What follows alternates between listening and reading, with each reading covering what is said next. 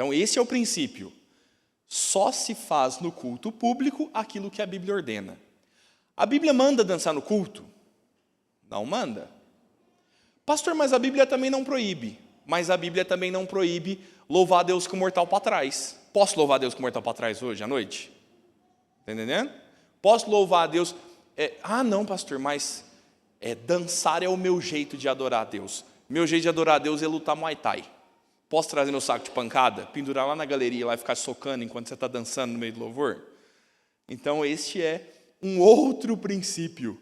Dizer que tudo que não é proibido é permitido é um outro problema, né? Então, andamos no princípio regulador. Essa é a clássica, né? Mas pastor, Davi dançou. Mas meu irmão Davi adulterou. Onde ele dançou? E Davi dançou sem camisa, viu? E a mulher estava brava lá com ele. Você vai repetir igualzinho? O texto é narrativo, meu irmão. O texto é narrativo. Então, se toda a história narrada vira regra, pronto. Aí nós estamos dentro d'água. Tem que voltar lá na aula de interpretação bíblica. Não é mesmo? Meu irmão, vamos lá, vamos trabalhar que hoje tem serviço, hein? Estamos aí no último dos nossos profetas maiores. A partir daqui nós vamos aos 13 profetas menores, né? Começando aí em Oséias. Ainda estou pensando como vamos nos organizar nisso. Os assuntos são sempre bons, mas a gente quer chegar no Novo Testamento também, né? Então, vamos trazer uma proposta para vocês semana que vem. Aí eu vou ajuntar os profetas menores, estou decidindo como ainda. Se nós vamos ajuntar por cronologia, né, quem profetizou junto, se nós vamos ajuntar por tema, quais profecias são mais ou menos o mesmo tema. Então a gente pensa nisso, na graça de Deus. Hoje nós vamos falar aí do famosinho. Daniel é o famosinho, não é? Vai falar que não foi uma das primeiras histórias que você ouviu, Daniel na cova dos leões. Tem certeza, meu irmão, Daniel é bem famosinho.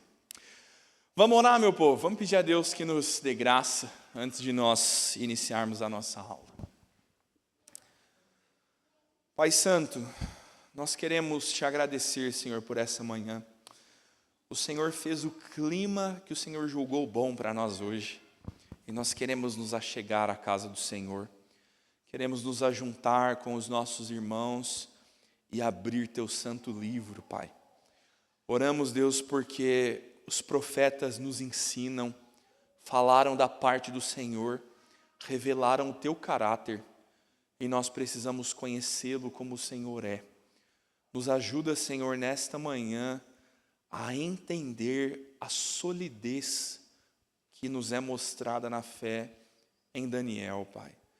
Nos ajuda, Senhor, a andar na mesma firmeza que aqueles homens quando estiveram no cativeiro, Pai. Nos ajuda, Senhor, a ter santa esperança de que os reinos serão destronados, para que o reino do Senhor que dura para sempre seja estabelecido, para que o trono de Davi permaneça. Nos assenta essa esperança em Cristo, Pai. Que essa esperança tome parte no nosso coração, de fato, nos preencha, Deus. Oramos para que o Senhor nos ensine e que nós sejamos bons praticantes da Tua Palavra, que essas aulas panorâmicas como são, nos levem a um compromisso mais profundo com a Palavra do Senhor, com a revelação do Senhor, e que isso nos santifique, Deus. É assim que nós oramos, é o que nós pedimos ao Senhor no nome de Jesus. Amém, Senhor. Muito bem, meus irmãos. Você então que não ficou de pijama e nem está de férias, né? Mas tem que ser justo também, então a galera de férias, né? Galera de férias. Nós que estamos aqui, vamos pensar um pouquinho no profeta Daniel. Eu trouxe um quadro bem bonito aí, meu irmão. Se chama A Resposta do Rei, por Britton Riviere. Faz um quadro desse para você pôr na sua casa. Fica comprando aqueles quadros de leão colorido com versículo, sabe, que vende lá no Brás. Manda imprimir um quadro de um pintor desse, põe lá na tua casa. Isso é uma representação de Daniel na cova dos leões, né? Todas essas representações em quadro sempre vão trazer características do autor, características da época em que ele pinta, Mas é muito curiosa essa cena, né? Apesar aqui do slide da claridade do slide não ser das melhores, isso nos ajuda a entender um pouco, né? A observar um pouco a figura desse quadro. Olha como Daniel, e aí se você quiser olhar no seu YouTube aí, meu irmão, no seu celular para você olhar de perto, olha como Daniel é uma figura bem pacata e tranquila. Se você olhar esse quadro com atenção, você vai ver que Daniel está com os braços cruzados para trás, assim, numa postura serena demais para quem está na cova dos leões. Por isso que eu acho gostosas essas representações, às vezes, de pintores, de autores, né? Melhoraram pra caramba a minha imagem aí. Obrigado, viu, Jorge? Olha Daniel ali bem pacato, com os braços para trás, olhando para a boca da cova. Você talvez já tenha visto, assistindo Animal Planet, quando você não dorme. Que meu pai dorme assistindo. O Animal Planet para o meu pai é o canal do sono. Meu pai põe no Animal Planet e fica mostrando assim: e a leoa solitária se deitava na relva enquanto esperava que seus filhotes voltassem da caçada com o pai. Sabe aqueles documentários chato? O Animal Planet vai te mostrar que leões, tigres, grandes felinos predam por emboscada. Assim, uma das primeiras regras é não dê as costas. Olha como é que Daniel está ali. Bem tranquilo, rapaz. Olha que coisa legal agora desse pintor, como ele vai nos colocar os leões. Não parece que tem ali um cercado no meio? Não parece que tem um cercado? E esse pintor foi daqueles bons, rapaz, que não tentou desenhar o anjo. Graças a Deus por isso, porque diz o texto, Daniel diz que o anjo fechou a boca dos leões, né? E eles estão todos aqui, ó, fazendo uma curva, né? Bem em derredor de Daniel, né? Como se não pudessem chegar mesmo. E olha, meu irmão, que coisa fantástica que esse autor nos pintou. Olha esse leão que está mais perto de Daniel aqui, ó. Para onde que ele está olhando? Para o mesmo lugar que Daniel. Como se ele dissesse assim: o que você está vendo aí? Parece que eu estou vendo também. E Daniel olha para a boca do poço. E aí, meu irmão, olha que bênção do autor que pintou esse quadro. Nem sei se esse cabra era crente, não pesquisei a vida dele, não. Vai ver que é um desses doidos também, não tenho certeza. Como que está projetada a luz na pintura? Você tem aí quase que literalmente uma luz no fim do túnel. A luz vem do alto, a luz vem de fora, iluminando todo o quadro. É uma luz que está contemplando a face de Daniel. Você pode ver que todo o entorno é obscuro, mas você tem uma representação clara ali de que, olha, tem luz entrando lá no profundo da cova. Deus está contemplando Daniel e o leão está tentando até dar uma espiada ali, né? Então, como que essas representações nos mostram muito bem as sensações, né, do que poderia estar acontecendo nesses contextos. E aí, meu irmão, você que está na briga do The Chosen, pode assistir ou não pode assistir? É de Deus ou é do capeta? Isso aqui não é Daniel, isso aqui é uma representação, isso aqui é um quadro, uma figura. Esse Daniel aqui era careca. Aí, William, honraram nós, né, os calvos. Né? Então, Daniel já era velho, meu irmão, quando foi lançado na cova dos leões. Normalmente expõe um menininho, né? Os desenhos de criança é um menininho. Essa pintura aqui é um pouco mais fiel, mostrando Daniel já um homem avançado em dias aí, sendo provado na sua fé. Provação vai ser um tema brabo para nós aqui em Daniel. Neste quadro, eu percebo ainda que Daniel ali está de braços abertos, é isso? Ou não? Ah, tá. De braços cruzados, olhando, e o semblante dele não é de apavoramento. E enquanto os leões ali, eles olham até mesmo um para o outro. Olho com olho entre leões, né? O que vamos fazer? O que estamos aqui? E Daniel, com seu semblante de paz, ele olha mesmo estando ali dentro, né, da cova dos leões, né, da segurança que ele tem em Cristo. Isso é fantástico, né? Isso é fantástico. Meu irmão, para de dar boticário de presente. Dá um quadro desse de presente. para pôr lá na parede lá do teu quarto e você não se esquecer de Daniel na cova dos leões. Agora está na moda de quadros impressos, viu? A turma imprime na tela, você faz bem bonitinho lá e a tecnologia te deu um quadro com a mesma qualidade lá do museu, né? Aí você fala, não, mas o do museu... Ah, meu irmão, aí não, aí também dá um tempo, né? Poxa vida, deixa eu ser feliz um pouquinho. Vamos lá, meu irmão, vamos entender um pouquinho aqui do contexto de Daniel. Você lembra aquela cena histórica, reinos, e rei que assume e rei que sai? Eu queria gastar algum tempinho com você nisso hoje. Por quê? Porque o livro de Daniel vai tratar sobre reinos.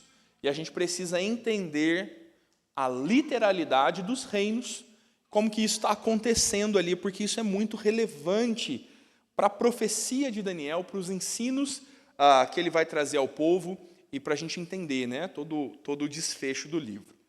Então eu vou voltar um pouquinho para te nortear aí no que está acontecendo, a gente fazer uma breve cronologia. Vamos começar lá no exílio, no primeiro exílio, quando os assírios vão invadir o reino do norte. Você lembra que os reinos estão divididos entre norte e sul, né? Desde a morte de Salomão, os reinos estão divididos entre reino do norte e reino do sul. Reino do norte é essencialmente a Samaria. O reino do norte vai ser derrubado primeiro. É um julgamento de Deus por causa da maldade desse povo. Se você estava aqui quando a gente falou numa introdução ao livro dos reis, nós mostramos como que os reinos do norte eram muito mais maus e violentos do que os reinos do sul, né? Os reis, né, propriamente. Então o reino do norte cai primeiro. A data aproximada é 738 a.C. Por que aproximada? Porque essa derrocada se dá em períodos, em fases. Então ela tem um princípio e ela tem um fim. Então é difícil desfechar os anos. Se não me engano, mais ou menos 20 anos englobam aí esse período, né, da derrocada. Qual é o reino que invade o norte, Samaria, e leva o povo cativo? O reino assírio. Os assírios vão fazer isso. Uma tática comum dos assírios é tirar povo de lá, levar para a Síria, trazer gente da Síria para morar lá. Eles misturam os grupos. Então é como se eles levassem os judeus para dar uma misturada na cultura assíria lá. Esse dividir vai dar melhores condições de conquistar. E eles vão trazer assírios para ter gente de confiança na terra. O povo de Israel, que já gostava de dar uma miscigenada, que já gostava de um casamento misto, o que acontece aqui? Pronto. A vida vai se misturar com a cultura dos assírios liberalmente, né? Então você vai ter essa miscigenação. Isso explica muito do Novo Testamento. Eu já citei isso outras vezes. Por que os samaritanos são sempre mal vistos? Por causa disso. Os samaritanos são considerados um povo de segunda categoria, um povo que não é mais verdadeiro filho da aliança, né? Não são mais o Israel étnico, já não são mais judeus puros, eles agora são judeus misturados com assírios. Então, a partir dessa data, você tem essa tratativa diferenciada com a Samaria. No desenrolar da história, em 626 a.C., então o número decresce, nós estamos falando de antes de Cristo, de 738 para 626 até zerar em Cristo. Faz a conta no negativo aí. Nabopolassar é rei da Babilônia e ele declara a independência do Império Assírio. Então, este império que dominou o reino do norte, agora você tem saindo dele o Império Babilônico. A Babilônia veio de dentro da Assíria e Nabopolassar é o rei que vai fazer isso. Quando eles se desligam, em 612, né, no decorrer, Nínive, que é a capital da Assíria, cai. É a derrocada final da Assíria. Então a Babilônia sai de dentro da Síria, se alia com os medos, os persas, posteriormente, e aí você tem a Assíria, este que levou os israelitas cativos, ruindo. Por isso que Nínive, o povo de Nínive é tão ruim lá e Jonas não quer pregar. Esse é o contexto. E você vai ver então que no cair de Nínive, você tem ali 21 anos depois o famoso Nabucodonosor. A Síria despenca e a Babilônia está em ascensão. Depois de Nabopolassar, o filho dele é Nabucodonosor, o nosso famoso Nabucodonosor. O que ele vai fazer? Vai voltar ao controle, vai assumir o controle dos territórios assírios. Então pense que a Babilônia vai engolir a Assíria. Tudo aquilo que era assírio agora é babilônico e mais ainda. Então eu tenho aqui Nabucodonosor como este grande rei da Babilônia. E aí lá mais à frente, em 539, eu vou ter a queda da Babilônia. Após Nabucodonosor, quem vai assumir todo o controle da região, que veio dos assírios para os babilônios e agora nas mãos de Ciro. Agora o império medo e persa vai dominar sobre a Babilônia. A Babilônia vai ter fim como um império e não como um símbolo. Você vai ter o símbolo da Babilônia usado na Bíblia. O império babilônico termina ali com o reinado de Dario. Por que isso é importante? Quem é que invade Jerusalém? Nabucodonosor. Nabucodonosor é quem vai operar essa destruição de Jerusalém. Daniel vai viver na Babilônia no tempo de Nabucodonosor. E Daniel vai profetizar a queda da Babilônia. Daniel é quem vai falar para Nabucodonosor: Deus tirou o reino de você.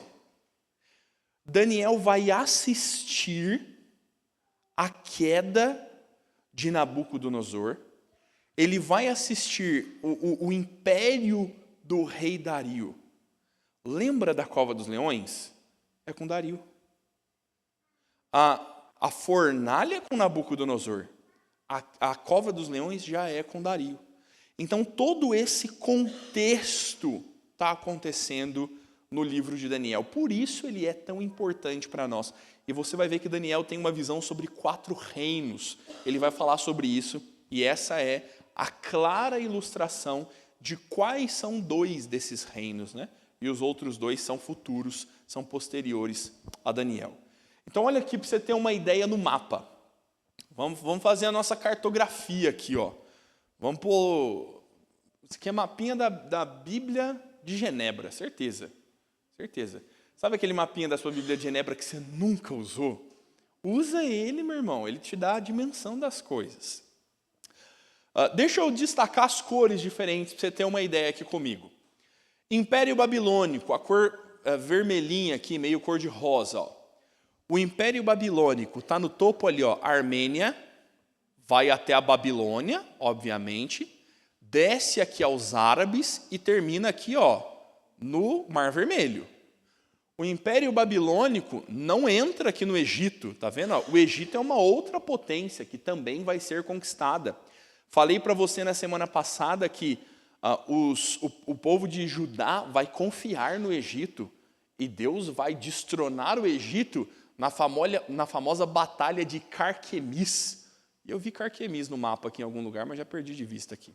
Enfim, aqui, ó, Carquemis está aqui em cima. Vai acontecer uma batalha aqui, onde o Egito vai ser derrotado. Então, o Império Babilônico, olha, ele é grande, mas é pequeno.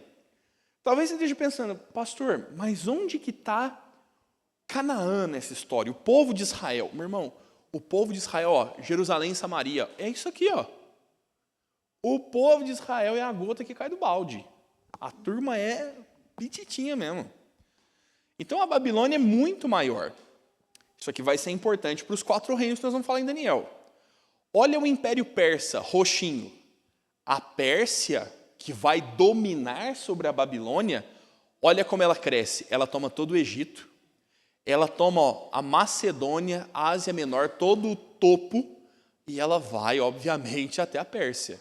Ó, o império é muito maior. Depois dos persas, você vai ter os gregos. Os gregos vão se estender um pouco mais, olha. A Grécia, obviamente, está lá em cima, eles vão subir o mapa, os gregos vão descer mais ao Egito. Agora, olha para você ver o quarto império. Então, nós temos Babilônia, Pérsia, nós temos os gregos e nós temos os romanos. Olha o Império Romano, meu irmão. Aquele mapinha que a gente estava vendo lá, está aqui, ó. Aquele mapinha está aqui. Nós vamos no máximo aqui, ó, até a Macedônia, ó, a região grega. Aquele mapa está aqui. Olha onde vai Roma. Roma se estende, ó, Itália, Gália, Espanha. Roma vai longe com força. 4 impérios que vão ser tratados em Daniel. Um domina sobre o outro. Impérios que vão se erguendo, os anteriores caindo e aqueles que se ergueram assumem domínio. Onde que está o povo de Deus? Passando de mão em mão. Quando é que Jesus vem? Quando é que Jesus vem? Qual império? Romano. Quando Jesus vem, meu irmão, é a plenitude dos tempos, como a Escritura diz. Deus preparou por meio dos impérios o momento adequado para o reino ser manifesto na encarnação do Filho. Em todos esses impérios, você tem guerra e instabilidade, você tem aqui o pau quebrando em todos esses impérios. Quando nós chegamos no Império Romano, ele se estende de tal forma que ele é consolidado. Existe a chamada Pax Romana. Já não tem grandes guerras dentro do império. O império está estendido, tem lá governadores regionais. Inclusive, os evangelhos vão nos falar sobre isso. E, meu irmão, por onde que Paulo viaja? Por todo esse lugar aqui, ó. A providência de Deus é tamanha que Paulo é cidadão romano no maior império da época, que é o romano. Paulo anda livremente por todos esses lugares. Você já pensou que a Gália tem alguma coisa a ver com a carta aos Gálatas? Como que Itália é Roma, onde Paulo escreve a Epístola aos Romanos? Então, todo o ministério vai ser desenvolvido aqui. Onde que a gente está ouvindo falar disso? Em Daniel. Em Daniel. Por isso que esse contexto é importante, meu irmão. Leia a sua Bíblia. Estude a Escritura. Não seja tosco como seu pastor no ensino médio. E eu dizia para o meu professor de geografia, eu não preciso disso. Eu não preciso de geografia, eu vou ser pastor. Ai, que gostoso, né? Contei isso para vocês. Minha primeira matéria no IBEL foi História e Geografia Bíblica. Reverendo Jairo, secretário lá do reverendo Roberto, é o nosso professor. Um dos melhores professores que eu já tive. Mas a gente dava risada com aquele homem. Ele virava a página e falava assim, isso aqui é bobajada. Isso aqui vocês não precisam aprender, não. Isso aqui é bobajada. Aí virava a página e falava, isso aqui é importante. E reverendo Jairo me fez, meu irmão, aprender. A prova final do reverendo Jairo era um mapa de Canaã, se não me engano, com 30 pontinhos assim, você tinha que dar nome para cada um deles, tinha que decorar o mapa. Coisa não era mole, não. Vamos pensar um pouquinho aqui, então, em Daniel e como o assunto vai se desenrolar para nós, né? Em como agora os temas teológicos de Daniel vão ser postos sobre os temas geográficos, sobre a história propriamente como é contada. E aí a gente vai, como sempre, gastar algum tempo aqui lendo trechos do profeta Daniel, entendendo alguns contextos importantes. Já que olhamos tanto sobre persas, babilônicos, gregos, falando até de romanos, isso é importante porque esse é um tema no livro de Daniel. Daniel vai tratar com profunda importância a ideia de reinos. Qual é, lá no começo, alguns princípios da nossa teologia bíblica? Eu tenho a ideia de criação, queda, redenção, consumação. E eu tenho também a ideia de reino, pacto e mediador. Existe um reino de Deus que é estabelecido desde todos os tempos, que começa no Éden e finda na Nova Jerusalém, Novos Céus e Nova Terra. E esse reino de Deus se estende pela história da humanidade. Um reino que tantos vão julgar como um reino visível e literal. É o rei Davi, é o reino de Israel, o trono que dura para sempre. Mas eu tenho aqui a figura clara do reino. Eu tenho um pacto, eu tenho uma aliança de Deus com o seu povo. Falamos vastamente sobre aliança. Terminamos domingo passado falando mais uma vez sobre renovação da aliança. Agora, eu tenho a ideia também de mediador. Quem é o mediador da aliança? Quem é a figura que tantas vezes é apresentada como messiânica, que é aquele que está no reino, que media o Rei Deus Todo-Poderoso e o povo de Deus? Quem é que faz este meio de campo? Então, essas figuras da teologia bíblica vão se mostrar, vão se estender em toda a Escritura, e agora também em Daniel. Elas são muito significativas quando Daniel vai falar muito sobre reino, quando Daniel vai explorar muito esse tema, tanto nas suas profecias, quanto na sua vivência. Daniel é um homem, é um oficial do rei, e ele consegue ser tanto um oficial do rei Nabucodonosor, quanto ser um oficial do rei Dario. Meu irmão, a turma que trabalha na prefeitura está com medo agora, né? Todo mundo fazendo campanha para o político lá, para garantir o emprego do mês que vem, né? Do ano que vem. Virou janeiro no Brasil, é um bando de desempregados, né? Porque a turma trabalhava com o prefeito fulano, veio eleição, foi eleito prefeito ciclano, perdeu o emprego, né? Você tem emprego por 4 anos. Você tem que aprender com Daniel, meu irmão. Daniel conseguiu ser oficial da Babilônia e da Pérsia, 2 dos maiores reinos que já houveram no mundo. Mas Daniel devia ser um puxa-saco, hein, do rei, para conseguir emprego desse jeito. Meu irmão, você vai ver que a vida aqui, a vida desse homem é outra. Então havia, meu irmão, esperança de que o reino de Deus seria estabelecido após o exílio. Se lembre aí como nós falamos do exílio semana passada, sobre como Ezequiel está profetizando durante o exílio. A expectativa, segundo uma profecia de Jeremias, e está o versículo ali, é que haveriam 70 anos de exílio, e ao final de 70 anos, o que aconteceria? Glória em Israel, o reino de volta. O povo voltaria, construiria um novo templo, construiria a cidade de novo, Deus mandaria um novo rei da linhagem de Davi, e o reino de Deus duraria para sempre. Literal, como esse povo pensava. Um reestabelecimento literal de Israel. E os dispensacionalistas estão esperando isso ainda hoje, hein, meu irmão? O que é o problema? Eu já te dei o spoiler. O que acontece depois de Dario? Aí vem os gregos. O período interbíblico entre o Antigo e o Novo Testamento acontece no Império Grego. Né? Então, os gregos lá, no templo reconstruído lá por Esdras, Neemias, toda a turma que trabalhou na reconstrução, o templo está reconstruído, e em lugar de haver um rei israelita, os gregos reinam, e eles agora sacrificam porcos no templo de Deus. E aí vem a revolta dos macabeus lá, lutando contra os gregos. O povo voltou do exílio. Olha, meu irmão, que graça. Dario, antes mesmo dos gregos, deixa o povo voltar para o exílio. Nós vamos citar isso aqui. Mas eles voltam do exílio, eles estão agora de volta na sua santa cidade para assistir as Olimpíadas do Império sendo competidas com homens nus. Para você ver que glorioso. Aí o judeu se morde por dentro. O judeu não tem autoridade, o judeu não tem liberdade para exercer a sua religião completamente, porque ele vai ser influenciado, às vezes não proibido, mas influenciado pelo paganismo grego, persa, de todos esses tempos, e a liberdade que eles não vão ter mesmo é de reinos. Não tem. Mesmo ainda antes da queda de Jerusalém, você tem Jeoaquim, você tem esses homens ali permitindo reinar sob a autoridade de um vassalo.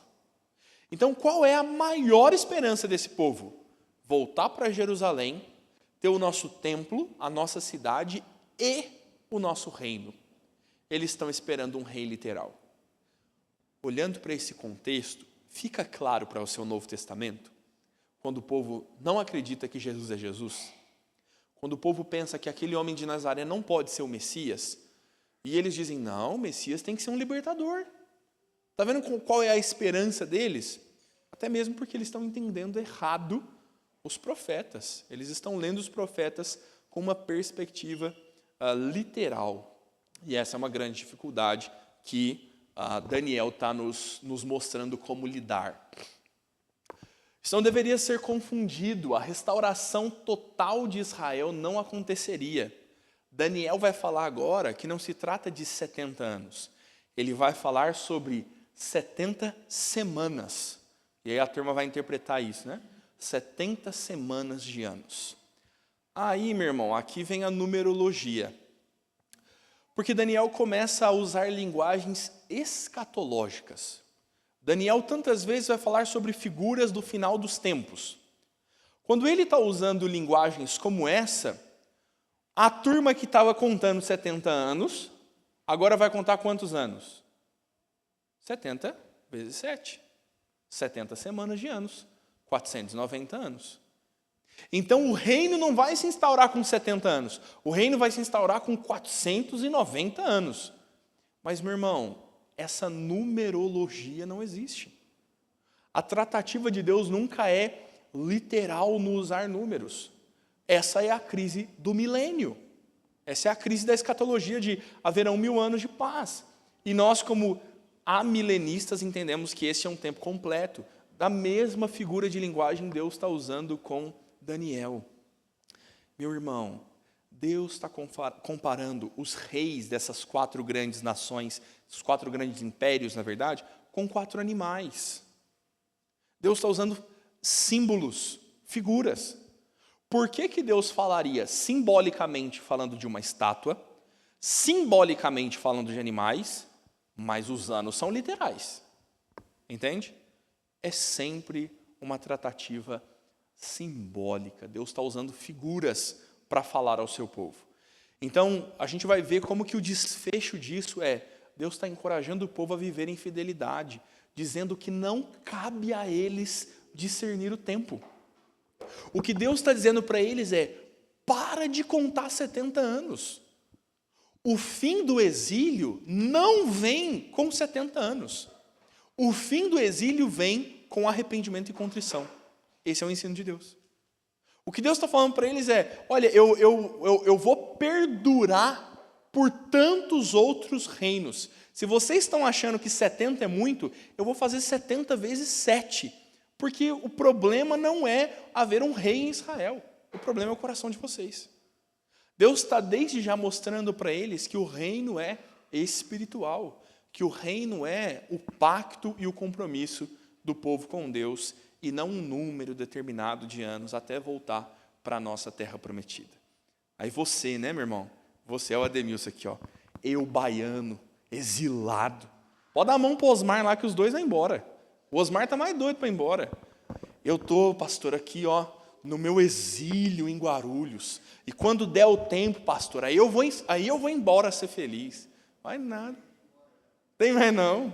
Tem mais não. Nós vamos casar o Osmar daqui a pouquinho, só não sabe. Nós vamos casar ele com uma mulher guarulhense que vai falar assim, mas minha mãe mora em Guarulhos. Aí o Osmar vai falar assim, não, mas eu falava de voltar para a Bahia, mas eu nunca pensei de voltar mesmo para a Bahia. Muda mesmo de ideia. Então pense, meu irmão, o problema não é o tempo literal, o que Deus está tratando com o povo. Ele está dizendo, o problema do reino não são 70 anos. Podem ser 70 vezes 7. E eu posso ampliar o exílio de vocês por muito mais tempo. O problema é o coração de vocês que está desviado. O último slide dessa aula, a gente vai ler um texto em que Deus chama o povo à responsabilidade.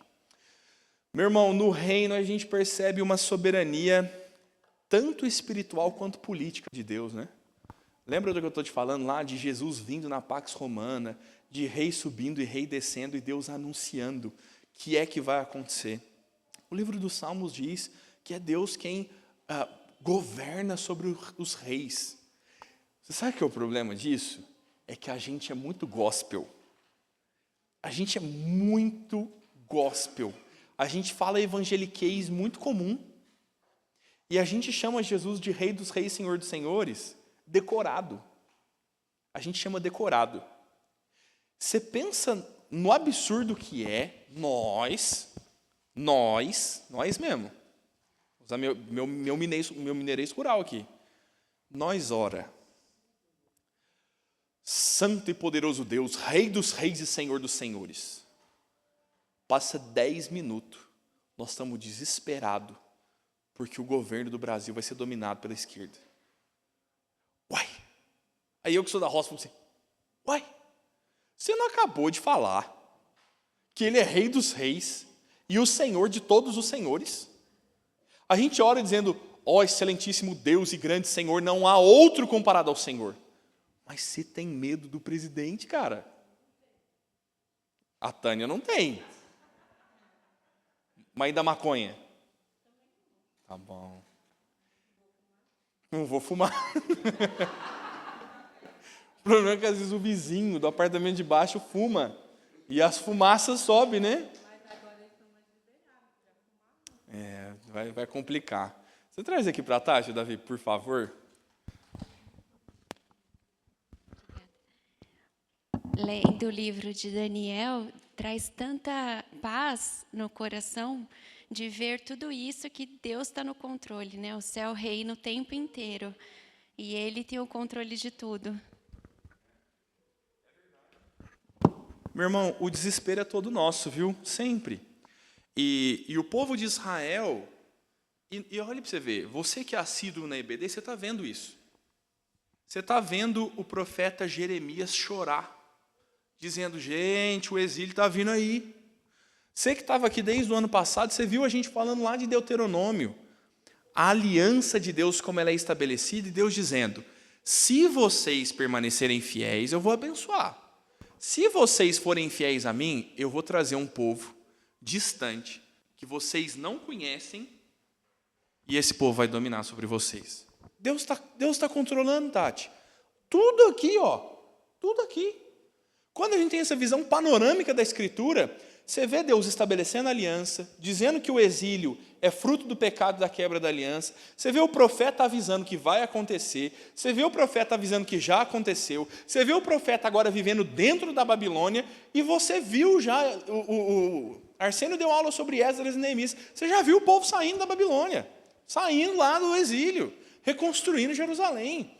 Entende? Então, o desespero é todo nosso. Porque todo tempo Deus está mostrando que Ele tem domínio, que Ele tem plena soberania. E que aí, meu irmão, você vai ler o livro do Francis Schaeffer, O Deus que Intervém. Ele está mostrando isso. Ele não só sabe o que se passa, não só planeja, mas Ele intervém. E o livro de Daniel mostra isso aqui, ó. Ele põe um quarto homem dentro da fornalha, que é para mudar o reino. Ele vai lá e deixa os leões todos ressabiados. Ninguém vai pôr o dentinho em Daniel hoje, porque ele quer provar para o rei Dario que ele é Deus. Deus intervém. Então, meu irmão, deixa eu falar para você, brasileiro, pagador de IPTU, de PVA, Deus intervém. Deus intervém, meu irmão. Que Babilônia é essa que a gente vive que é tão pior do que a de Daniel? Você já foi jogado na cova? Então você não pode falar. A gente é jogado numa cova simbólica o tempo todo, né? Meu irmão, a vida do crente sofre tanta perseguição e aperto. A gente vai falar disso também aqui em Daniel. Mas a gente precisa confiar na soberania de Deus. Quando vemos uma ameaça contra Daniel no capítulo 6, a cova dos leões, a perguntinha de EBD, ó, quem é que tira Daniel da cova? Deus. Mas tem uma pessoa que vai lá. O rei. Dario, rei da Pérsia. Parece que não. Mas a lei dos medos e dos persas não muda. Lembra de Esther? O Leandro deu aula de Esther aqui. Tá vendo, meu irmão? Eu vou começar a amarrar os fios aqui, ó. Isso aqui é a bênção de estar na EBD. Vou expor os meninos do discipulado. Quinta-feira os meninos estavam no discipulado lá em casa. Eles começaram a fazer pergunta, e eu falei, essa pergunta que você fez, eu respondi nessa aula. Essa pergunta que você fez, eu respondi nessa aula. Essa pergunta que você fez, eu respondi nessa aula. Aí, por fim, um deles falou assim, ô pastor, você já bateu demais na gente hoje, porque eu já tinha dado uma bronca e eles chegaram atrasados. Meu irmão, quem vem na EBD não padece. Amarra aí. Lembra de Esther, que o rei faz um decreto que estava liberado que no dia tal todos os judeus fossem mortos. Lembra disso? E quando Esther vence Mordecai, né, todo o negócio lá, vence Amã, perdão, todo o negócio desfecha, o rei persa, Artaxerxes, não cancela o que ele ordenou antes. Lembra disso? Mas o que acontece ali naquele momento? Ele diz, olha, a lei dos medos e dos persas não é revogada. Então eu vou lançar uma nova lei. A nova lei é, os judeus agora podem se defender. E aí os judeus se defendem, nenhum deles se perde, eles despojam ainda os inimigos e Deus vence no final das contas. Você está lendo aqui, ó, como é que é? Purim, a festa do Purim, é instituída ali. Você está vendo aqui, ó, essa regra. A lei dos medos e dos persas não é revogada. Dario, o rei Dario, sancionou a lei. É proibido adorar a esse Deus de Israel aí, ninguém pode. E Daniel é crente, meu irmão. Não interessa, olha aqui você vê, ó. Não interessa se a empresa falou que na empresa não pode falar de Jesus. Aqui põe o dedo na ferida, né, Daniel? É difícil viver na Babilônia, né, Daniel? A empresa falou que religião e futebol não se discute. Não pode mais falar de Jesus. Aí que nós vamos ver. Essa piada, deixa eu contar uma piada ruim para você, para a gente seguir a aula aqui mais revigorado. Você sabe quem que é o Cabo Daciolo? Sabe quem que é, não? Cabo Daciolo? Ele foi candidato na última eleição aí, ele é diferente. Ele é um homem diferente. Aí a piada é assim, ó. Religião, política e futebol não se discute. Aí o pessoal postou uma foto do Cabo Daciolo, que foi candidato à presidência, que é pastor. Então, política e religião. No jogo do Vasco, com a camisa do Vasco, distribuindo para a torcida um folhetinho com um hino evangélico, para a torcida cantar em louvor ao Senhor para o Vasco não cair. Meu irmão, o Cabo Daciolo vai lá na torcida do Vasco pregar. E ele vai lá e ele fala assim, irmãos, nós temos que orar. E ele prega para a turma. Ele fala que o Vasco está caindo por causa do pecado. Eu não estou brincando. Então, se política, futebol e religião não se discute, o Cabo Daciolo é o nosso exemplo. Meu irmão, não dá. Não interessa o decreto dos medos e dos persas. Não interessa a lei irrevogável que foi posta. Deus vai usar o mesmo rei que decretou morte para tirar Daniel da cova. Meu irmão, Deus é Deus, querido. Ele faz o que Ele quer e quando Ele quer. Quem põe limite nele é a gente. É a gente que não crê. É a gente que tem medo e fala, não, mas se eu for crente secreto e não morrer, eu vou poder pregar mais do que se eu disser que eu sou crente e morrer. Então, isso aqui é uma estratégia. Então, se eu for um crente secreto na empresa, eu vou poder evangelizar mais do que se o pessoal souber que eu sou crente. E aí a gente vai, né, se amaziando com o mundo. Sermão de hoje à noite. Sermão de hoje à noite. Venha no culto, meu irmão. Não perde a bênção, não. Você já veio no EBD. Você já ganhou o mais difícil. Agora é só voltar de noite. Olha aqui o reino, né, a figura que Daniel vai usar. Vamos ler aí o famoso texto do sonho do rei Nabucodonosor e a interpretação que Daniel vai fazer deste sonho. Essa é uma figura muito famosa, a gente tem muitos estudos. Eu estou aqui nessa igreja desde 2018 e eu vi o pastor Itamar falar de Daniel aqui, hein? Você vai falar que não conhece, não. Davi, você leva o microfone para a Aline ler para nós, por favor? Daniel capítulo 2, verso 31 ao 45.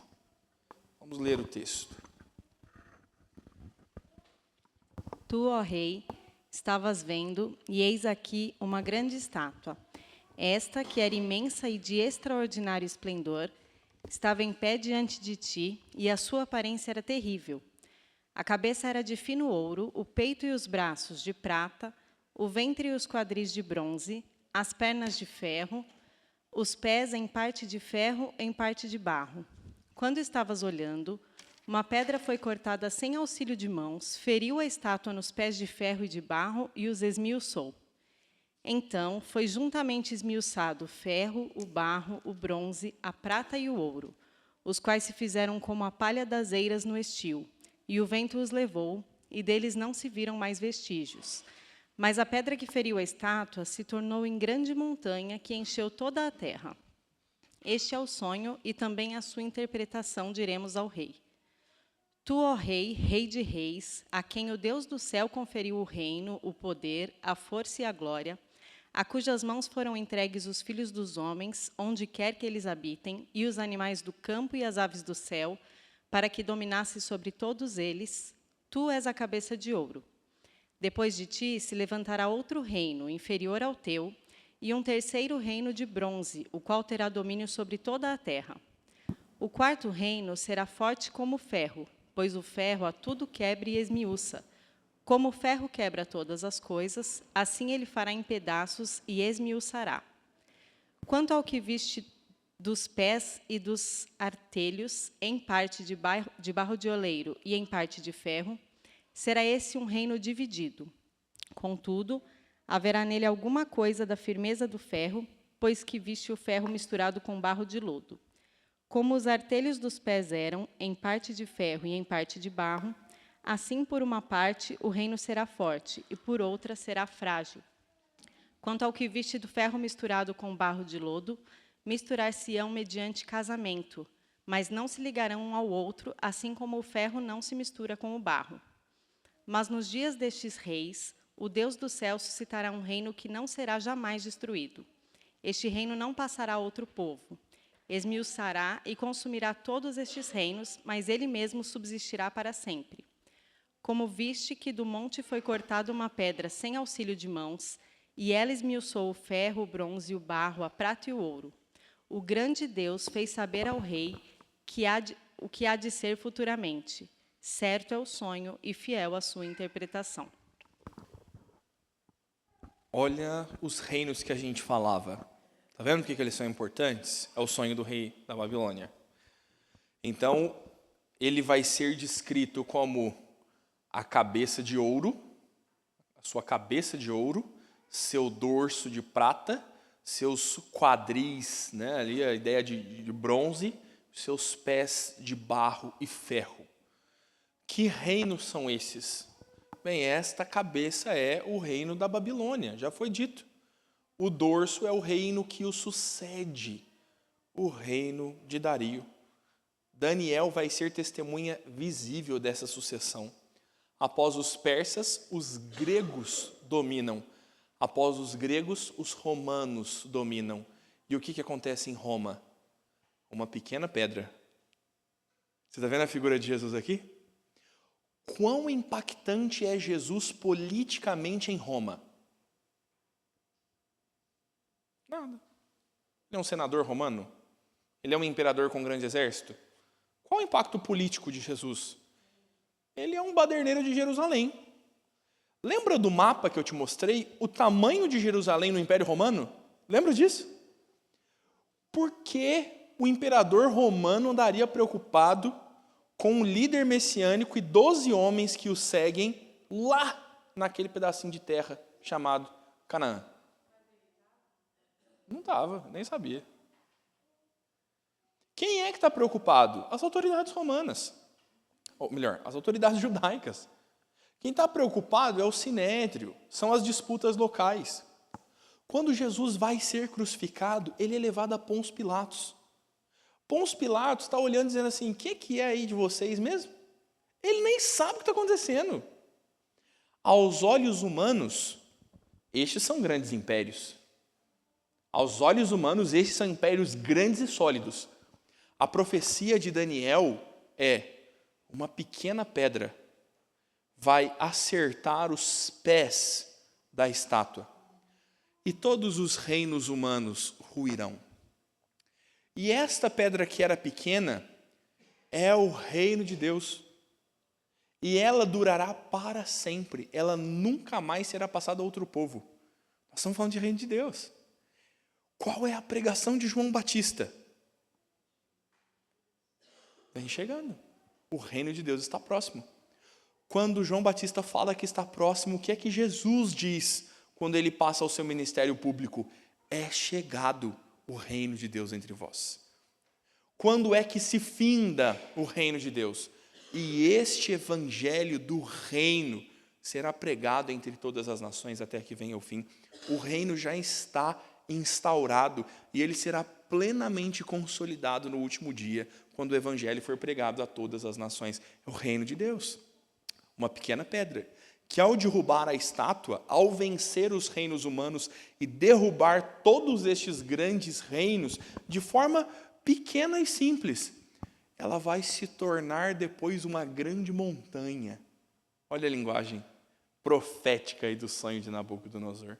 E como é que é doido esse tratar de Deus, né? É o rei Nabucodonosor que sonha.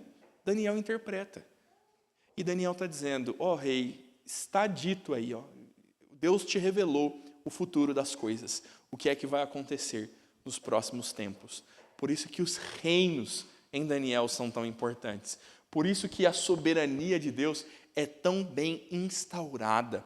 Por isso, meu irmão, que precisa haver continuidade entre Antigo e Novo Testamento. A gente entende os evangelhos e também a escatologia à luz dos profetas. Eles são fundamentos para isso. E a visão, a estátua em que Nabucodonosor sonha é para nós aí uma bela imagem. Então, o Filho do Homem assumirá esse reino, destruirá todos os outros, e a promessa é: este reino nunca mais terá fim. Se a gente fosse mais crente um pouquinho, a gente ia cantar: teu reino será para sempre, aqui no final da EBD. Porque é esse o canto dos crentes. O que acontece com Roma após a vinda do Senhor Jesus, após o Pentecostes, né? A proclamação pública do Evangelho?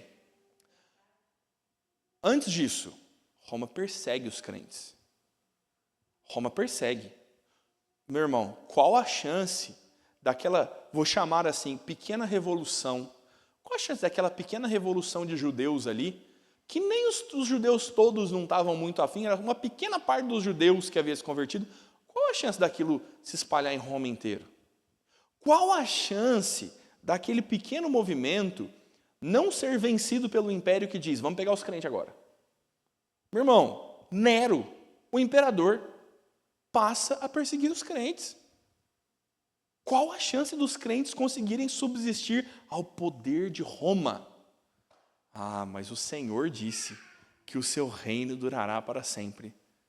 E aí tem uma música que os nossos irmãos pentecostais estão cantando, está na moda aí agora, que é uma boa. Eles cantam assim: o Coliseu não parou a igreja, a perseguição não parou a igreja.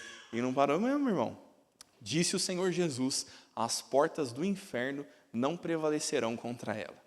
Então você pode cantar esse corinho de fogo pentecostal. Eu acho. Eu nunca vi inteiro essa música, não. Eu só conheço esse trecho aí que a turma canta na internet de vez em quando. Mas é verdade o fato de que a igreja do Senhor não é parada, de que o reino de Deus não pode ser suprimido, de que o reino avança, o reino progride, apesar dos grandes impérios. E continua progredindo.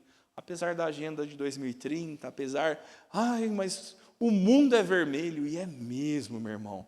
E a turma não quer o evangelho mesmo. Mas o reino de Deus dura para sempre, disse o nosso santo profeta Daniel, interpretando o sonho de Nabucodonosor. Aí, meu irmão, a gente precisa aprender a viver na Babilônia, né? Deixa eu pontuar uma segunda coisa e a gente mudar um pouquinho o assunto, para a gente começar a pensar na esperança, né? A gente tem essa visão clara dos reinos, do que Deus está acontecendo, de como as coisas estão progredindo ali no dia a dia, na vida comum do reino, e Deus estabelecendo e destronando reis. Mas a volta do cativeiro, né, eles vão começar a reconstruir Jerusalém 500 e tantos anos antes de Jesus vir. E como é que vive assim? Como é que vive assim, meu irmão? Você que está aqui hoje, você fala: glória a Deus, pastor, Jesus já veio, mas o reino de Deus ainda não foi completamente instaurado. O reino de Deus existe no mundo, espiritualmente está estabelecido um reinado de 1000 anos de paz e alegria no espírito. É isso aqui, meu irmão, que significa ser amilenista. Estes 1000 anos de paz é um tempo completo, não literal, paz de Deus sobre todos aqueles que receberam o evangelho da graça. Os 1000 anos estão estabelecidos. O tempo completo do reino de Deus já está estabelecido na terra. É aqui que você vive, é aqui que você é crente, é aqui que Cristo te sustenta e avança o reino por meio da pregação da palavra na sua vida. Como que a gente vive na Babilônia? Como é que a gente vive no meio do caos, quando o desfecho ainda não aconteceu, quando a nova Jerusalém ainda não veio? Mas podia ser amanhã de manhã, né? Vamos dormir assim essa noite, pensando, Senhor, queria ser acordado pela trombeta dos anjos. Numa segunda-feira, Natália, e essa que é a ênfase. A vitória sobre o cartão top, né? Que você não vai pegar amanhã, porque o reino chegou. O reino chegou. Podia ser, né, meu irmão? Mas e se não for? Aí nós precisamos aprender essa parte aqui com Daniel. Essa parte aqui. Daniel, meu irmão, foi exilado jovem para a Babilônia. E ficou lá. É dolorido isso aqui. É dolorido pensar nesse... Eu sei que virá o tempo do reino, mas talvez não seja no meu tempo. É o que o profeta Daniel está vivendo. Então quer dizer que você está fadado a viver na desgraça e na miséria? Não, meu irmão, Deus vai fazer. A gente aprende com esses homens sobre fidelidade e perseverança. Existe uma progressão nas atitudes hostis contra a religião judaica, e 3 cenas são bastante características em Daniel, e a gente vê fidelidade e perseverança. Vamos ler aí as 3 cenas famosas lá do banquete, vamos ler da fornalha e também da cova dos leões. Vamos ler aí essas três cenas bem simbólicas do livro de Daniel. Vou pegar os crentes para ler aqui. Ô Juliana, só tem essa hoje, né? Juliana hoje só tem essa. Lê para a gente Daniel capítulo 1. Você vai ler o versículo 8 só e depois do 17 ao 20. Versículo 8 e depois do 17 ao 20. Deixa eu já distribuir os outros 2 aqui, para a gente não perdendo tempo. Você lê, Tati, para a gente? Daniel capítulo 3, dos versos 13 a 29. E a Maiara lê para a gente, por favor, Daniel capítulo 6, só o versículo 2 e depois o versículo 16 a 28. Tá bom? Vai lá, Juliana. Capítulo 1, verso 8 e depois do 17 ao 20. Resolveu Daniel firmemente não contaminar-se com as finas iguarias do rei, nem com o vinho que ele bebia. Então pediu ao chefe dos eunucos que lhe permitisse não contaminar-se. Ora, a estes 4 jovens Deus deu o conhecimento e a inteligência, em toda a cultura e sabedoria. Mas a Daniel deu inteligência de todas as visões e sonhos. Vencido o tempo determinado pelo rei para que os trouxessem, o chefe dos eunucos o trouxe à presença de Nabucodonosor. Então o rei falou com eles, e entre todos não foram achados outros como Daniel, Ananias, Misael e Azarias. Por isso passaram a assistir diante do rei. Em toda a matéria de sabedoria e de inteligência sobre o que o rei lhes fez perguntas, os achou 10 vezes mais doutos do que todos os magos e encantadores que haviam em todo o seu reino. Meu irmão, isso aqui é glorioso, né? Mas eu tenho certeza que se você é crente há mais de 10, 15 anos, você já foi frustrado com esse texto, que você fez o jejum de Daniel, não fez? Já fez jejum de Daniel? Não? Já? Aí, ó. Já, tô falando. Jejum de Daniel. Qual é o jejum de Daniel? A Juliana está perguntando aqui, conta para ela. Ó. Alimentar igual o Daniel alimentou.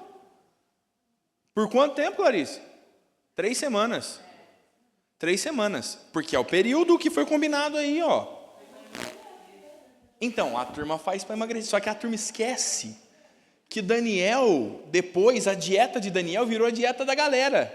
E ninguém nunca mais comeu as finas iguarias do rei. Então, 3 semanas não resolve não estar campeão. Né? Vem com essa conversa aí de jejum de Daniel, não.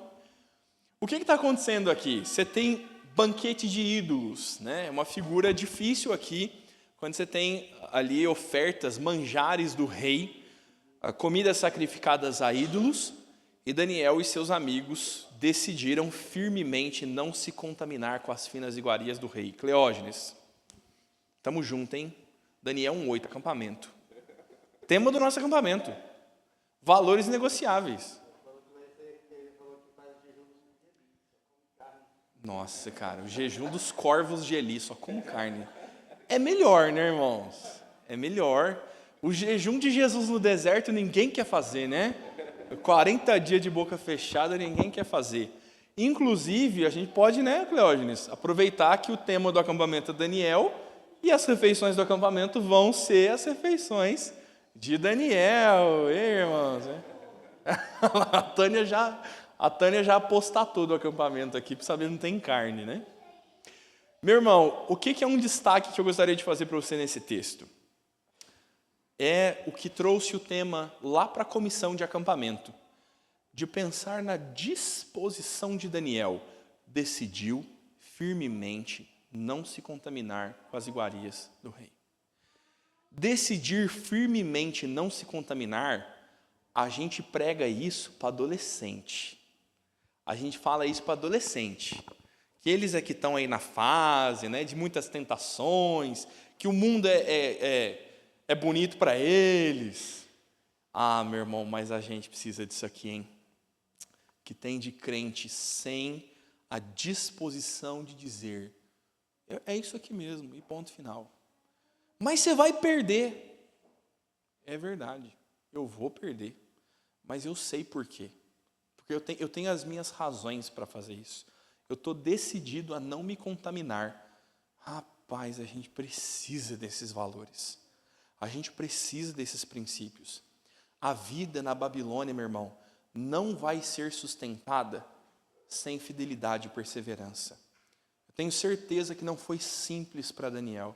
Ele e os amigos foram desafiados pelos copeiros do rei, porque é os copeiros, os que serviam a comida, que teriam que prestar contas para o rei, se no final desse tempo aqueles jovens estivessem moribundos, estivessem fracos. E o rei ia dizer, por que vocês não deram comida para eles? Foram corajosos os copeiros. E no final das contas, por isso que é importante ler o verso 17. Se não me engano, é o verso 17 mesmo que está dizendo que foi Deus que favoreceu eles. Deus é que fez com que eles fossem mais formosos do que todos os outros. Não foi, Cássio, o jejum de Daniel, que coisa. É Deus que fez aquilo. E aqueles homens que teriam as suas cabeças niveladas no império da Babilônia. Daniel, que é agora despojado do seu próprio nome, e já não é mais chamado Daniel, é chamado Belsazar. Sabe, Misael, Azarias e Ananias, é isso mesmo? Os 3 amigos lá? Agora são Sadraque, Mesaque e Abdinego. Eles foram tirados dos seus próprios nomes para que a cultura deles fosse desconstruída e eles fossem educados no grande império da Babilônia. Daniel disse, eu não vou não, eu vou ficar comigo. Cadê o... tá aqui com a Tati. Aí, considerando que a proposta era que os jovens ele iria estudar na melhor escola da época, né? Eles iriam ter emprego garantido, né? É uma proposta fantástica, né? Desde que eles se sujeitassem, né? E às vezes a gente pensa, como é que eles tiveram sabedoria, né, para discernir? Porque às vezes acho que é comida é comida. Qual a diferença de uma comida, né, do reino para uma comida judaica, né? E aí entra a oração e a palavra, que se ele não tivesse buscado o entendimento em Deus, ele não teria discernido, né? Não teria. Meu irmão, você não mandaria seu filho não para essa proposta aí? Eles vão alimentar seu filho com a melhor comida, ele vai estudar na melhor escola, ele tem um emprego garantido, ele vai ser um embaixador do maior império do mundo. Olha que a gente mandaria nossos meninos para lá. Para você ver, rapaz, ele só vai ter que fazer o que todo mundo faz, ele só vai ter que se contaminar. Essa é a crise da universidade, né? Essa é a crise da universidade. Como é difícil isso na vida do crente. E é o que o Arsênio está falando, que vai livrar o teu filho, e nós falamos muito semana passada, o O que vai livrar não é que ele não esteja na Babilônia. Ele vai ter que estar lá. Seu filho vai ter que fazer engenharia, meu irmão. E você não vai ensinar para ele cálculo 1 na sua casa. A não ser que você seja engenheiro dos bons. Seu filho vai ter que estar lá. O que vai mudar as coisas? É o que o Arsênio está pontuando. Eles viverem com Deus. Eles andarem com o Senhor vai dar a eles condições de discernir e decidir não se contaminar. Você não vai estar lá. Você não vai estar lá quando a menina der em cima dele. Sabe? E você, mãe, fala assim, eu esfrego a cara daquela menina na parede. Ela não vai dar em cima do meu filho. Você não vai estar lá. E se você não tratar o coração do seu filho no Senhor, ele não vai ter habilidade para dizer não para aquela menina. Você precisa levar ele a Cristo. Você precisa tratar o negócio com Jesus. Sabe aquele negócio assim do, eu não deixo meu filho em festa de amigo para ele não fumar maconha. Os meninos vão fumar maconha no final do futebol, na beira da quadra. E você mandou seu filho para jogar futebol, e você não vai estar lá. Mas se você tratar o coração dele em Cristo, ele vai ter a disposição de amar o Senhor e dizer, não vou me contaminar, obrigado, mas eu sou de uma outra área, eu tenho um outro compromisso. É essa firmeza, essa piedade. O detalhe aqui, ó, no final da dieta, quando foram conferir, eles estavam bem. E ao invés deles se rebaixarem ao nível da Babilônia, já tiveram os nomes mudados, estavam em outra cultura, era para parar as cabeças. Opa, a Babilônia é que teve que chegar no nível deles. Baixa o nível não, meu irmão. Não baixa o nível não. É Deus quem vai nivelar as coisas. Você vai ver que na Cova dos Leões acontece igual. Vai lá, Tati, por favor, minha irmã. Misericórdia, meu irmão, as crianças já estão voltando. Então Nabucodonosor, irado e furioso, mandou chamar Sadraque, Mesaque e Abednego, e trouxeram estes homens perante o rei. Falou Nabucodonosor e lhes disse, é verdade, ó Sadraque, Mesaque e Abednego, que vós não servis a meus deuses, nem adorais a imagem de ouro que levantei? Agora, pois, estáis dispostos, e quando ouvirdes o som da trombeta, do pífaro, da cítara, da harpa, do saltério, da gaita, de foles, prostrai-vos e adorai a imagem que fiz. Porém, se não adorares, sereis no mesmo instante lançado na fornalha de fogo ardente. E quem é o Deus que vos poderá livrar das minhas mãos? Responderam Sadraque, Mesaque e Abednego ao rei. Ó Nabucodonosor, quanto a isso, não necessitamos de responder. Se o nosso Deus, a quem servimos, quer livrar-nos, ele nos livrará da fornalha de fogo ardente e das tuas mãos, ó rei. Se não, fica sabendo, ó rei, que não serviremos a teus deuses, nem adoramos a imagem de ouro que levantastes. Então Nabucodonosor se encheu de fúria e, transtornado o aspecto do seu rosto contra Sadraque, Mesaque e Abednego, ordenou que acendesse a fornalha 7 vezes mais do que costumava. Ordenou aos homens mais poderosos que estavam no seu exército que atassem a Sadraque, Mesaque e Abednego e os lançasse na fornalha de fogo ardente. Então estes homens foram atados com os seus mantos, suas túnicas e chapéus e outras roupas foram lançados na fornalha sobremaneira acesa. Porque a palavra do rei era urgente, a fornalha estava sobremaneira acesa. E as chamas de fogo mataram os homens e lançaram de cima para dentro a Sadraque, Mesaque e Abednego. Estes 3 homens, Sadraque, Mesaque e Abednego, caíram atados dentro da fornalha sobremaneira acesa. Então o rei Nabucodonosor se espantou e se levantou depressa e disse aos seus conselheiros, não lançamos nós 3 homens atados dentro do fogo? Responderam ao rei, é verdade, ó rei. Tornou ele e disse, eu, porém, vejo 4 homens soltos que andam passeando dentro do fogo, sem nenhum dano, e o aspecto do quarto é semelhante ao filho dos deuses. Então se chegou Nabucodonosor à porta da fornalha, sobremaneira acesa, falou e disse, Sadraque, Mesaque e Abednego, servo do Deus Altíssimo, sai e vinde. Então Sadraque, Mesaque e Abednego saíram do meio do fogo, ajuntaram-se aos satrapas, os prefeitos, os governadores, os conselheiros do rei viram que o fogo não teve poder algum sobre os corpos desses homens, nem foram chamuscados os cabelos de suas cabeças, nem os seus mantos se mudaram, nem cheiro de fogo passaram sobre eles.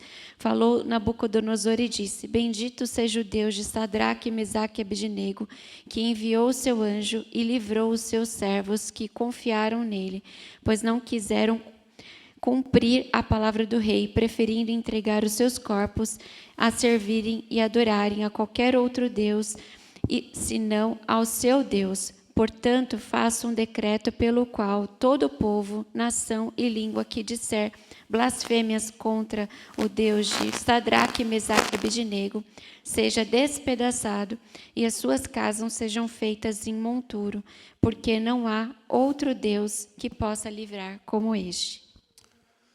Meu irmão, quis fazer a leitura completa do texto para te fazer alguns destaques sobre fidelidade e perseverança. Eles são desafiados pelo rei. Isso aqui é gostosinho para quem tem temor de homens, né? Para quem tem medo de pessoas. Para quem está preocupado com a aprovação de gente mais importante, ou que a gente considera mais importante. Eles tiveram que dizer: rei, se o senhor quiser fazer isso, tudo bem. Mas nós não vamos voltar atrás. A decisão é sua. Tome a sua que eu tomo a minha. Mas vocês vão ser mortos, sim. Se o nosso Deus quiser nos livrar, Ele nos livrará. Se não, nós vamos morrer. E morrer, meu irmão, é para a glória do Senhor. Lembra da devocional da semana que eu recomendei semana passada? Aí faz essa semana lá em Hebreus capítulo 11. Homens que foram cerrados ao meio por causa da fé. Homens que disseram: se Deus quiser, nos livrará. E, meu irmão, às vezes Deus também é glorificado na morte dos crentes. Estevão, enquanto apedrejado, não houve um anjo que interviu no apedrejamento, mas Estevão viu a glória do Senhor, testemunhou disso. Às vezes a morte é para a glória do Senhor também. E Hebreus diz que esses eram homens dos quais o mundo não era digno. Tem essa disposição. Se tiver que morrer, morreremos. Você está disposto a morrer pelo Evangelho? Tô, pastor.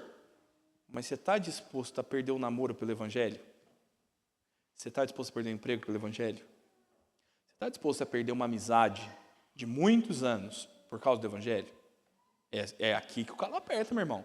Não é quando alguém gatilha uma arma na tua cabeça e pede para você negar Jesus, não. Eu acho que nesse caso é até mais fácil. Você está que nem Estevão, você já está vendo os anjos, já tá, o coro celestial está cantando aleluia já, quando alguém está com a arma na tua cabeça. Você não pensa mais nada. Agora, quando a gente fala sobre perder o emprego, você pensa nas dívidas, você pensa em tudo que você tem para perder, e para continuar tudo bem com você é só contar uma mentirinha. Nessa hora que a gente é provado, meu irmão. Se o Senhor quiser, eu vou continuar nesse emprego. Se o Senhor não quiser, eu não vou continuar. Mas eu não vou fazer isso aí que você está me pedindo. Fidelidade. Fidelidade e perseverança. Aí o rei fala: tá bom, então morre. É curioso o capricho do texto de nos contar que os homens do rei que jogaram eles na fornalha morreram. O fogo era tão alto que os próprios guardas morreram ao se aproximar da fornalha. E botou para queimar lá. Aí o rei virou: vamos lá, cheio de churrasco, né?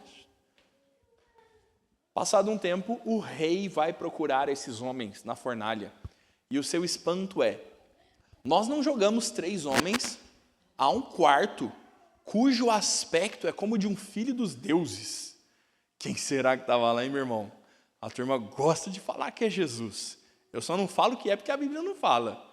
Mas eu acho que podia ser, hein? Se não é o próprio Cristo numa teofania, como há tantas vezes no Antigo Testamento, é alguém de muita importância, né? Deus certamente manda um dos seus anjos ali. Você tem a figura visível de um quarto homem na fornalha. E por que é importante ler o texto até o final mais uma vez? Porque o final do texto diz que todos aqueles homens que estavam acusando eles foram lá conferir e o fogo não teve poder sobre eles. E não tinha nem cheiro de queimado na roupa dos meninos, nem cheiro de fumaça. Como termina o texto? Igual do jejum. Qual é a fala do rei agora? Ninguém blasfemará contra o Deus desses homens mais. Meu irmão, sabe por que na nossa empresa não pode falar de Jesus? Porque a gente não fala. Que se a gente falasse, quem ia defender a gente é o Senhor. É aqui que o crente precisa firmar o pé. De falar, eu vou fazer o que Cristo manda fazer. Não estou dizendo que você ser insensato, não, meu irmão. Reunião da diretoria da empresa. Você está lá e você fala, queria pedir a palavra, por favor, em nome do Senhor Jesus. Você põe a Bíblia na mesa e faz igual o cabo da Ciolo. Irmãos, não é isso que eu estou dizendo, meu irmão. Mas você não pode negar o teu testemunho de fé. Você não pode deixar de ser crente lá. E a gente deixa de ser crente que é para não incomodar. Meu irmão, e os homens que transtornaram o mundo lá em Atos? Viver o evangelho puro e simples como ele é, naturalmente vai transtornar o mundo. Venha no culto domingo à noite. Ao final, então, a última leitura, a Cova dos Leões, a famosa Cova dos Leões. Maiara, lê pra gente só do 16 ao 28. O 6:2 não? Não precisa não, só o capítulo 6, do 16 ao 28.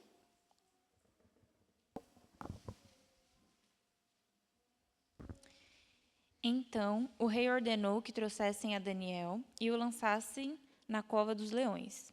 Disse o rei a Daniel: o teu Deus, a quem tu continuamente serves, que ele te livre. Foi trazida uma pedra e posta sobre a boca da cova, selou ao rei com o seu próprio anel e com os dos seus grandes, para que nada se mudasse a respeito de Daniel. Então o rei se dirigiu para o seu palácio, passou a noite em jejum e não deixou trazer à sua presença instrumentos de música, e fugiu dele o sono. Pela manhã, ao romper do dia, levantou-se o rei e foi com pressa à cova dos leões. Chegando-se ele à cova, chamou por Daniel com voz triste.